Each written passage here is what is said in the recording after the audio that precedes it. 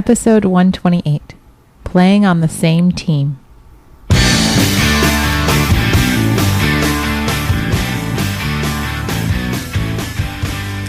Welcome back to One Extraordinary Marriage, where we talk about life, love, and the pursuit of intimacy. You're here with Elisa DiLorenzo. And Tony DiLorenzo. And happy, it's almost August.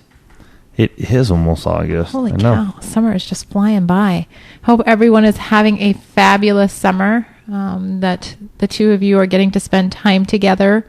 It's one of those times, we talk about it often throughout our summer episodes where, with kids home from school or just with vacations and things like that, sometimes making intimacy a priority in your marriage can take a back burner. And that's why we're so thrilled that all of you tune in on a weekly basis to bring the intimacy back to the forefront of your marriage. Yeah, and with full disclosure, you know what? Elisa and I, in 2 weeks, have had some tough times. It's been busy around here. We're looking at One Extraordinary Marriage and the growth we're having and where we want to take One Extraordinary Marriage in the future. So that keeps my mind working on top of my full-time business that I do have. And 1 week, Elisa was on her period. The second week, we just weren't attracted to being sexually intimate with each other. It came to, our intimacy lifestyle, and it came to my night on Tuesday. It was not just your night, but your last night. My last night, and it was probably about 10:30ish. Yeah, give or take. And I remember just lying there in bed and trying to get aroused, thinking about my wife, thinking about the possibility of making love to her. And we started getting into foreplay, and it just came to a point where I was just going, Elisa, I'm just not there. I cannot get myself to this point. I'm distracted by everything that's going on. So can we just, we'll call it. Maybe we can wake up in the morning. The little one won't be in here. Maybe we can do something then. And you know what? It didn't happen. It didn't happen. We ended up didn't make love until Friday evening. Mm-hmm. And even Friday evening for us was like, Elisa was really revved up about 5:00. Which, timing-wise with kids and dinner is just, a horrendous time. But I was like, well, let's go. Yeah. And I was like her. I was going, it's sort of like we don't have the kids out of here. And our kids are just... all you quickies in the closet people, you know what I'm talking about. I'm like, let's go take a shower. Let's go do something. He's like, nah, not right now.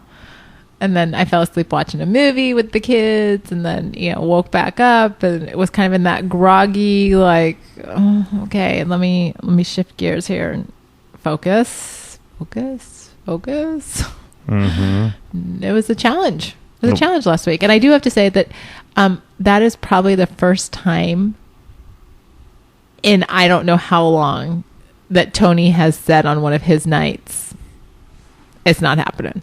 Yeah, and I really got to say, for me, it's just a lot of this chatter that's going on in my own head and where we want to take One Extraordinary Marriage. Mm-hmm. And my mind just gets moving, and I'm up late, and I'm thinking, and I'm writing, and I'm doing all this stuff. So, just full disclosure, if you get to that point at times in your marriage where you just feel like, I'm just not there, be open, be honest to your spouse. That's the best thing you can do. I will say this, though. That cannot happen if you're in a sexless marriage, because they're not going to ever expect to have sex with you. Elisa and I have sex 2 times a week for the most part.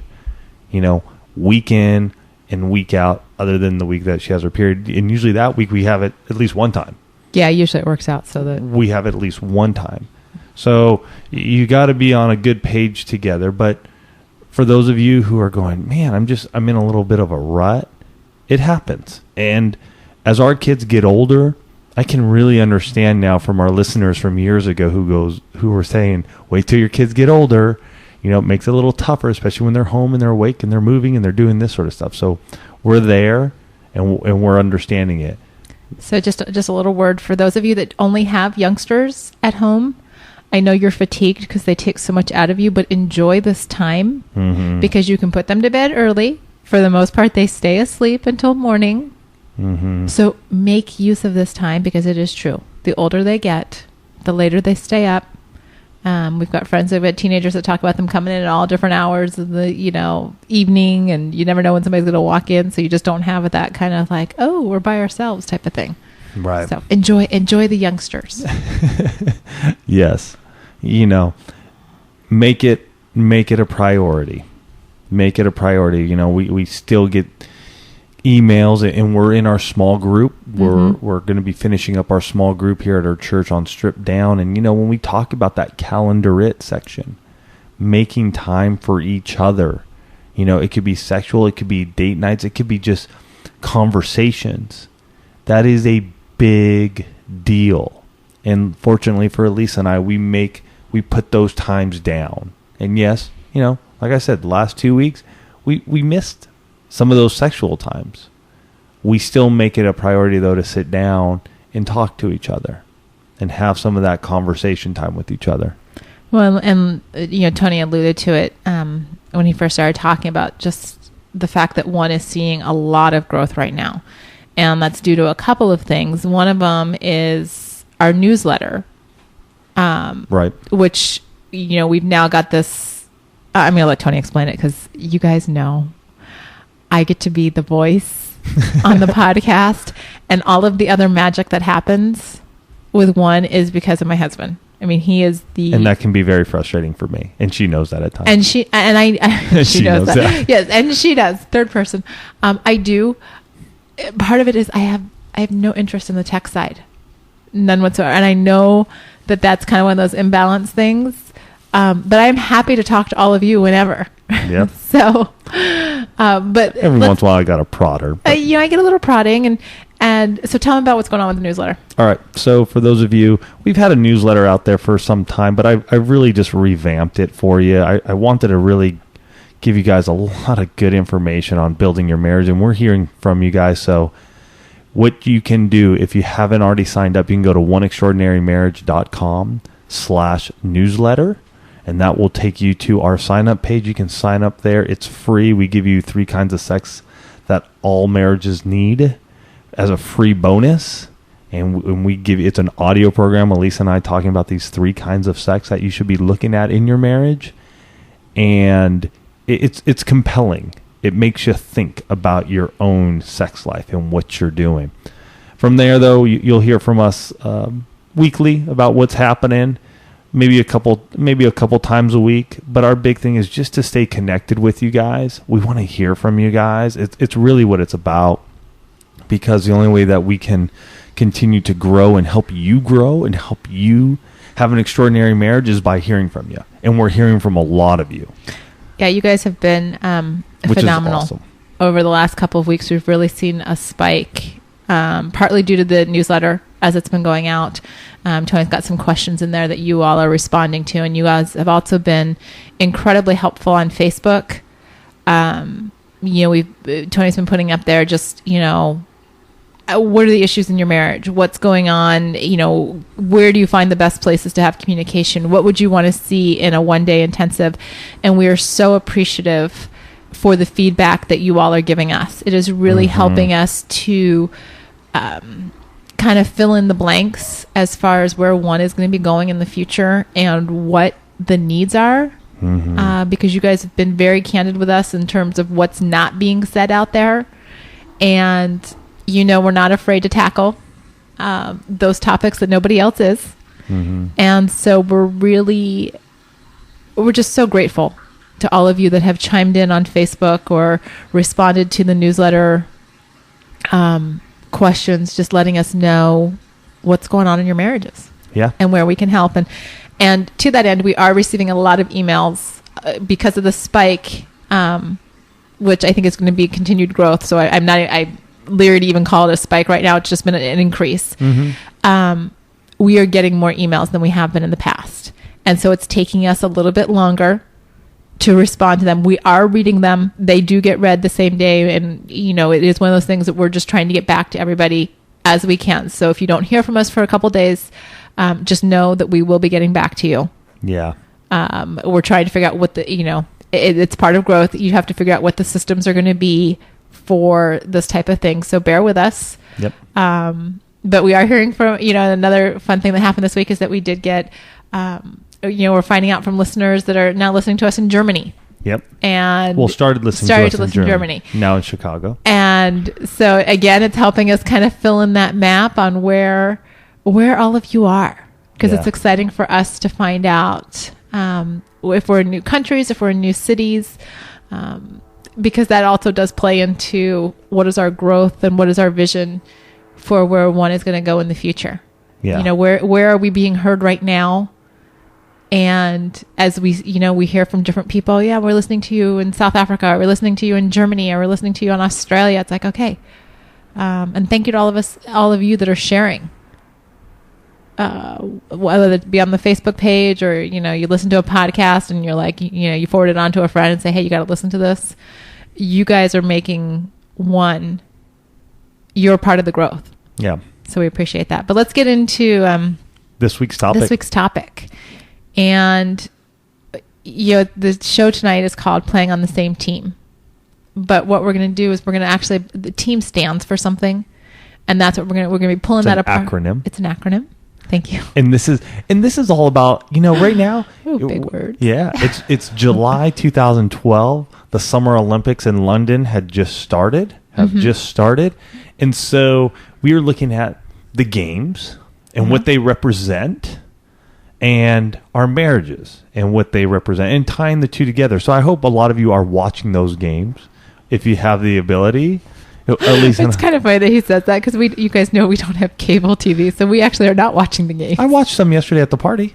Oh, okay. Yeah. I mean, I'm watching it when we can. We watched it today. We were at Red Robin. They had it on. Okay. We were watching it. All right. So we hope you're watching it. But it's an acronym. TEAM is an acronym for our marriage. And as you'll see in many team sports, they're playing together. They're wearing the same jerseys. Mm-hmm. And I think a lot of times in our marriage, we're not wearing the same jerseys. We're like the San Diego Chargers playing the Raiders. Which, for those of you that don't know, they're a hated rival. You know, just they have a very difficult time coexisting in the same stadium. Packers and the Bears, the Yankees and the Red Sox. You're on opposite teams. You're wearing different team jerseys. And one of the big things we got to remember when we come into a marriage, we become one, and we put that jersey on. I'm not saying it's an actual jersey. Maybe some of you have. Maybe you guys are fans of a team, and you put on a jersey together, which is rad. It just makes me think of... we should get that. We should have like DiLorenzo with like two different numbers on ours. Kiana and John. Yes. Joe in their... in some of their Denver pictures. Right. Like I always see them. Joe's got his Denver jersey on. Kiana's got her Denver jersey. So shout out to you guys. Listeners of ours who we shared last week are engaged. And I'm actually going to get a chance to meet. Totally off the topic, but I will get a chance to meet them. So I'm very excited about that. And I'm bummed because I'll be out of town. But congratulations to the two of you. And thank you for inviting us. We are truly honored and humbled. Back to the topic. But but many times we're wearing different jerseys, and we got to get away from this mentality that we're on opposite teams, that we're fighting against each other, because we're not. We're one together on the same team, wearing the same jersey. The center in a football team, he takes care of his quarterback. He protects his quarterback. Typically, you have your blindside tackle over there who's going to really make sure that your quarterback is taken care of. I love football. Are you getting ready for football season? Because the football analogies are just like flying across. I know there's no Olympic analogies going on here because I can't think of any right now. But you know what I'm saying? You protect your teammate. And this really kind of flies in the face of popular culture, because whether it's the latest magazine that's touting, well, guys do this, and so here's how you combat that, or it's on, the talk show where, you just have a lot of bashing of one sex or the other, so to say, we're going to be on the same team. Like, I'm not going to go out and complain about my husband.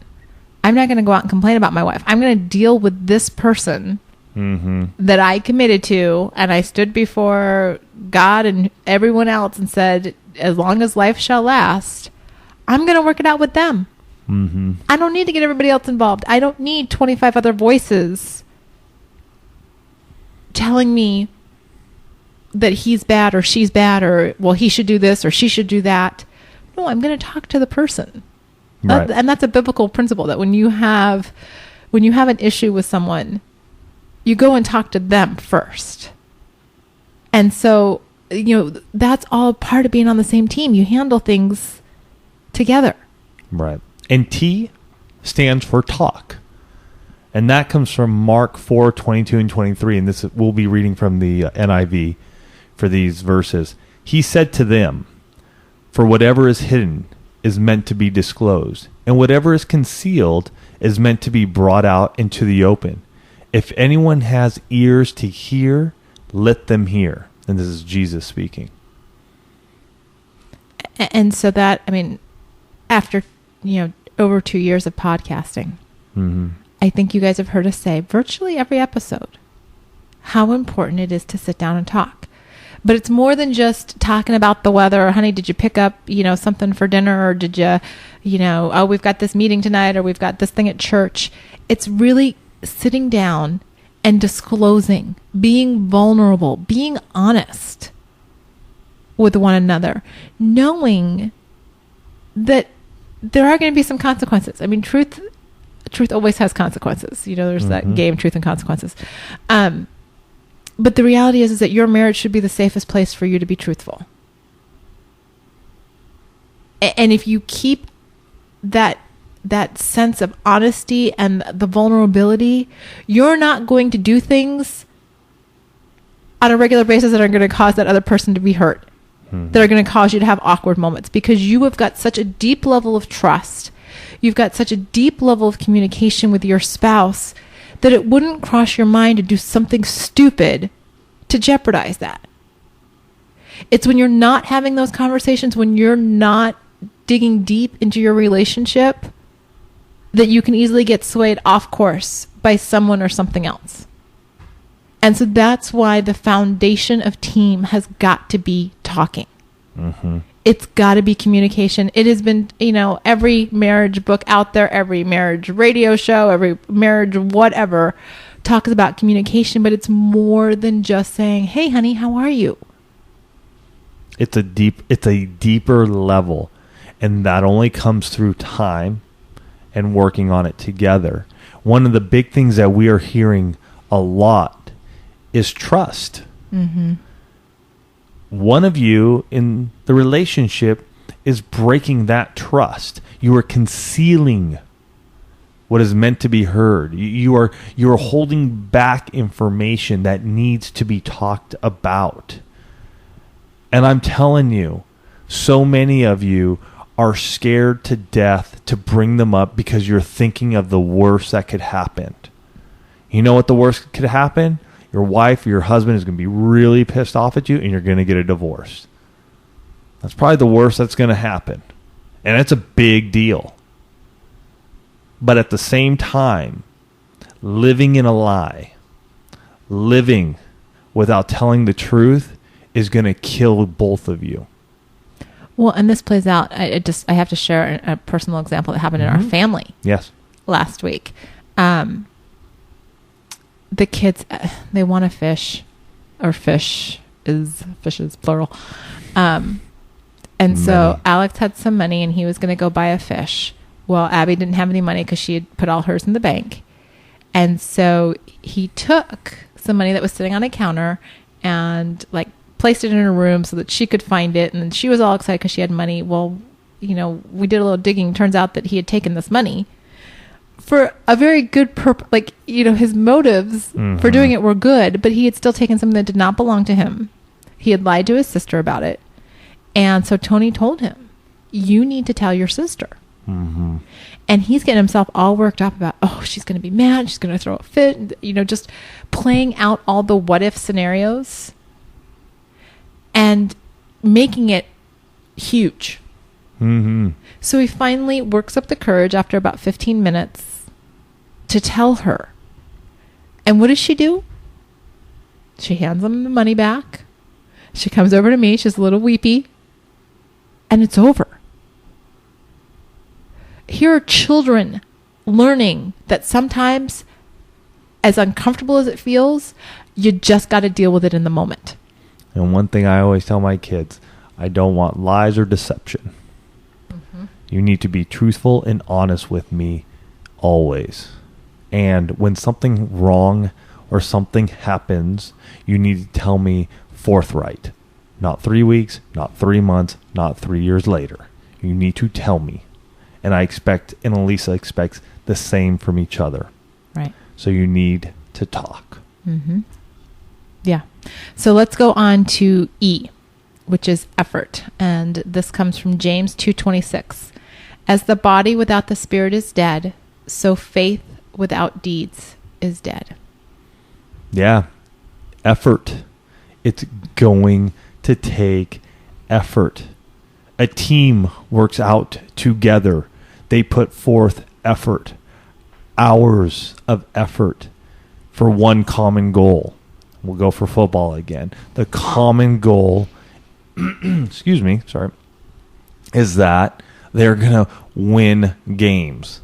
Mm-hmm. The ultimate goal for a team like the New England Patriots, the Green Bay Packers, Indianapolis Colts. I noticed you're leaving the Chargers out of there. What do you say? Those teams are going after Super Bowls.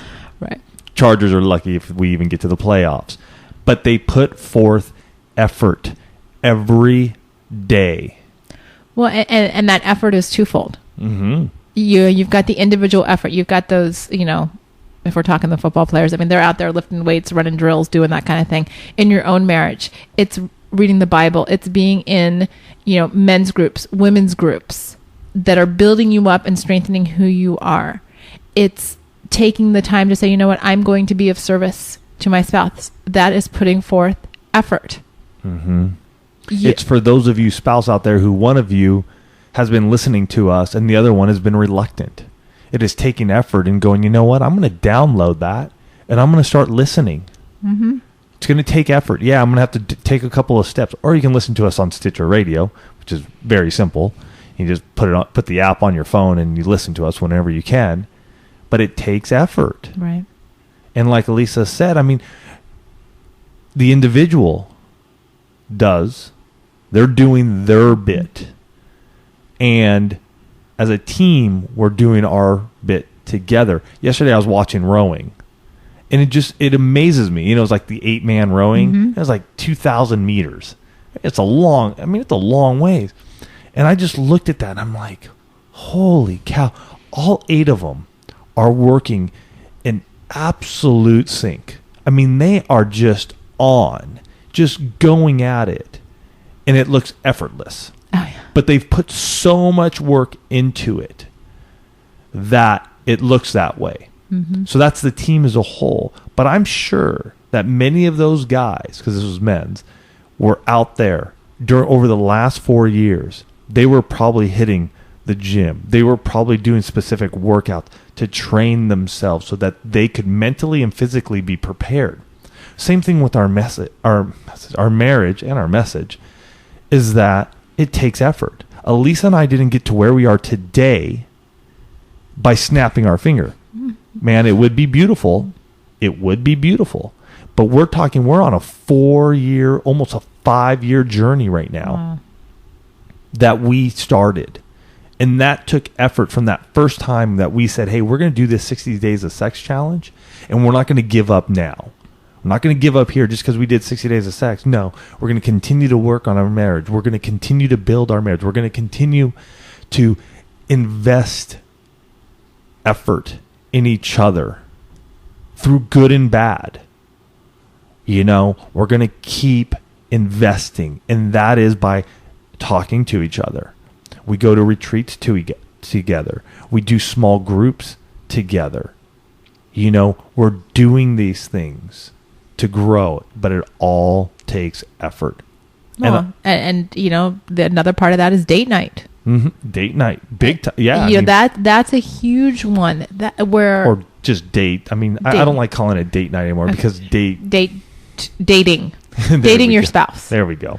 That's a huge area where we've heard from so many of you over the last couple of weeks, where you're feeling the need for more effort in your marriage. And I'm putting this one out specifically because we've heard from so many of you that you desire that time, that intimacy with your spouse, and it's not happening. And so I'm going to encourage you, over this next week, this is an area where you can put forth the effort and make an immediate change. I mean, you can say, we're going on a date night on Friday. I listen to Tony and Lisa on Tuesday, because that's when we go live. You can set up a date night for Friday or Saturday. You can make that happen. You can get the phone number for the babysitter, guys, if you don't have it, and make it happen. Effort. But this is something where, if you want to see something happen in a short term, make a date night happen in this next week. Yeah. Attitude. And this comes from Romans 15:5. May the God who gives endurance and encouragement give you the same attitude of mind toward each other that Christ Jesus had. It's attitude. It's a loving attitude. The kind of attitude that Christ has for us is the kind we need to have for our spouse. And it can be changed. We need to set ourselves up for the attitude that is needed. Mm-hmm. We have that choice. We have been given that choice.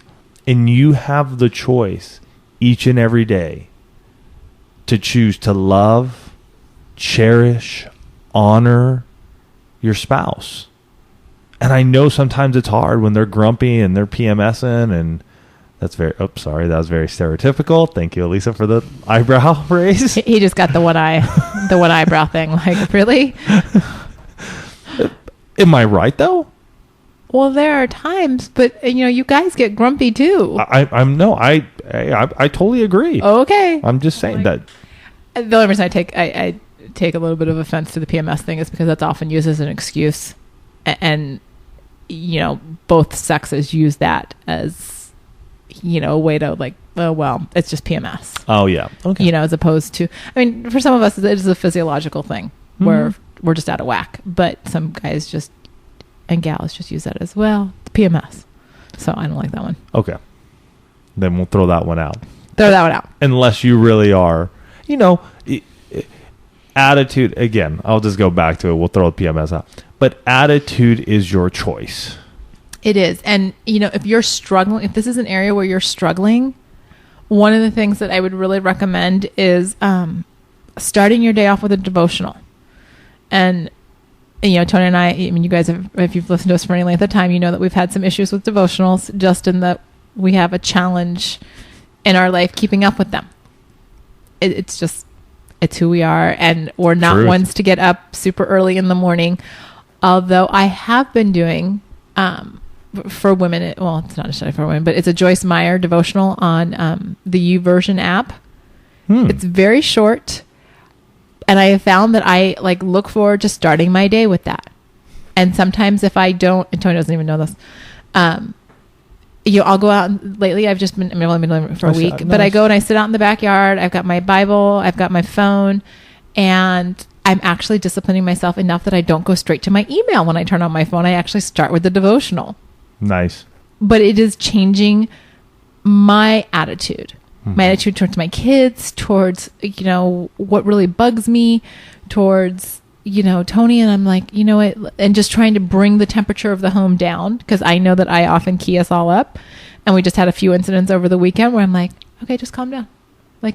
Like we just need to figure out a different way to handle this because we're not being effective.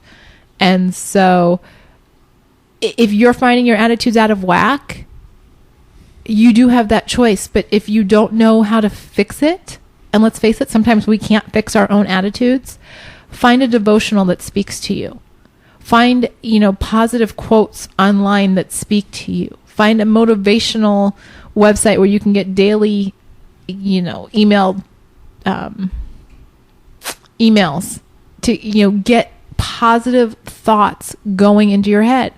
Because we find ourselves so bogged down so often with all of the negative junk that we read on we hear on the news and the radio and the newspapers. And, if you log on to CNN and Facebook, anytime something bad happens, it's all over Facebook.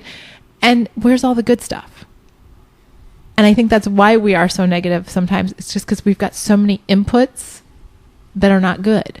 So you have to make the effort, it goes back to the E, to change your attitude and feed yourself positive stuff. Mm-hmm. Yeah. And dive into your Bible. I mean, if you're having a rough time, go in there, look, read, take time. Doesn't need to be long. I mean, heck, you can go 5 minutes. Do something. And something is honestly, better than nothing. That's about, it's like 5 to 10 minutes, but I find myself thinking about that devotional throughout the day. And then we do Jesus Calling, probably 4 to 7 nights. Mm-hmm. So, we sure do. M, motivation. This comes from Ephesians 6:7. Serve wholeheartedly as if you were serving the Lord, not people. This is a big one. This is a big one for me because I remember a few years ago when I actually went and met with one of our family pastors because I was so angry all the time, just irritated with the kids and just. And I went and talked to her, and she said, who are you doing this for? What are you doing? You've got this perfectionist mantle that you're holding on to, and who's it for? I'm like, well, I gotta, I gotta do this, and I gotta do that. She looks at me, she goes, did God ask you to do that? Did God ask you to, scream at your kids so that they would perform better? Did God ask? And I'm like, well, no. She goes, that is your audience. So, and it's really kind of come to sort of a head lately at the church at Rancho Bernardo, which is where we attend, just because we've been doing sort of this series, just really keeping God present. Not just a Sunday God, but a 24/7 God. Mm-hmm. And so last week, I think we mentioned it in last week's show, where there was this video where there was this yellow chair that was representing God. And so there were all these little video clips of, God at the gas station, represented by the yellow chair, and God in the boardroom, and God in the car, in this pickup truck, and just really thinking about, okay, it was this yellow chair representing God, but just taking him everywhere. And now think about that, folks. A yellow chair, wherever you are, he is there with you. And so that makes you think, what am I doing? And would I do that with Jesus sitting right there next to me? And so that, Elise and I talk about this too, in your bedroom. It's between you, your spouse, and God. It's that chair being there. How would you treat your spouse with Jesus right there beside you? And I know some of you are going, oh my gosh, that's so gross, and I can't even think of that. You're going to just ruin it for me. No, it is absolutely a holy. I mean, he made it. How would you treat your spouse? I think that way. Honestly, I think that way. How would I, how am I going to treat Elisa here? Am I going to treat her in a way that is going to foster love and companionship and safety? Or am I going to treat her in a way in the bedroom that's going to create friction, mistrust? I mean, I've been there before. I've tried to force, things upon Elisa in the bedroom. It doesn't work good. This is many, many years ago in our marriage. It's not good. Didn't get anything in the bedroom and didn't get anything for months afterwards. Not a good situation. Yes, forcing does not work. Right. But that motivation to think of, wow, who am I laying into right now? Am I laying into myself in other people and other things to give me the strength? Or am I leaning into Jesus for that motivation to keep moving forward? And I'm telling you, folks, I mean, I've had a rough year, especially when it came physically. There's some tough times the first 3, 4, 5 months of this year. Just really battling some issues physically and just tired and not feeling like myself. I'd probably say the last 4 months or the first 4 months of the year. And I remember just trying to motivate myself at times. And I would just be driving to work and just going, God, I'm laying it on you, man. I don't have it. I don't want to work. I don't want to be doing this anymore. I just don't know. I don't want to be, just even dealing with the Lisa and the kids. I just wasn't there. And I remember day after day just leaning into him, just going, please help me figure this out. What's going on? And I do a lot of just, I don't want to say self-medicating, but I try to figure out what's going on. I don't go to doctors. It wasn't a big medical thing. It was just okay. Just for clarification, when Tony says self-medicating, it's like going to the natural food store. Yeah, and talking. Some people hear self-medicating and they're thinking alcohol and drugs and things like that. Oh no, so no. It's like finding out. Do I need a B12 vitamin or right. So I just want to clarify. Clarify on that. And so I just remember just leaning into him. And he opened up doors. I mean, I got to meet some really good people and found some things, and I went to an acupuncturist and, doing more massage and these sort of things. That's what I enjoy and that's what I like. And so it really opened up my eyes and helped me. It trying to stay motivated though during that period in time, tough. And we find ourselves in those valleys at given times where motivation is low, where, maybe we're being beat up at work or, relationships and, friendships that we've had have taken a turn, an unexpected turn due to misunderstanding. And even within our, families, things happen with the kids that don't, you're like, ooh, that came out of left field. And, what do we do now? Or just illness comes up. Things come up. This is life. It is not a perfect life. It never will be on earth. The reality is that you have the ability to lean on Christ, to find that motivation and to say, you know what, if I am serving Jesus as my Lord and Savior, then what does that look like in how I treat other people? Does that mean that, I am slow to anger? And I'm working on that. I mean, that's been one, if you've listened to this show for more than a couple of weeks, you know that I am quick to anger. So being slow to anger is something that I work on. And, we actually had a few incidents this weekend where I'm like, oh, I didn't fly off the handle and want to kill somebody. That's progress. But it's because I'm putting the effort into changing my attitude so that I've got the motivation to keep going. I mean, it is this beautiful circle where when you talk and you have the effort and you're working on your attitude and you're working on your motivation, then all of a sudden you can look across the table from your spouse and go, we have the same jersey on. We are playing on the same team because we're working at all of these different facets to be a unified couple. Right. And that's, when you stood before God and your friends and family or whomever it was and said, I will love this person. I will be in this relationship as long as life shall last. You are making a commitment to do these things, to talk, to put effort in, to have a positive attitude, to work on your attitude, to work on your motivation. TEAM, talk, effort, attitude, motivation.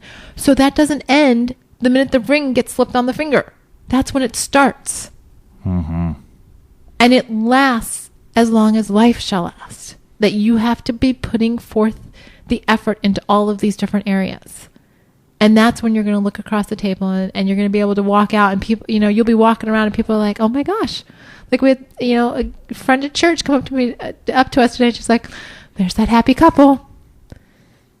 AJ. And, and it's nice when somebody walks up to you and that's their perception of who you are. Because when she looks at us, she sees two people playing on the same team. Right. Your kids will be able to tell when you are playing on the same team.